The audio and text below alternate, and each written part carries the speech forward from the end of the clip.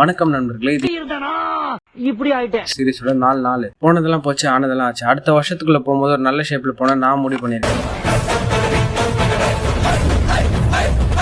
காலையில இருந்து ஐப்ரோட்டீன் சாப்பிட்டு ஸ்டடியால் போலான்னு பார்த்தா இன்னைக்கு எங்கேயும் போக மனசே இல்லை. காரணம் காய்ச்சலா இல்ல கால் வலியா இல்ல முது வலியா இல்ல வயிற்று வலியா இல்ல காது வலியா இல்ல வேற என்னங்க வேணும்? எதுக்கு மாத்திரம் வேணும்?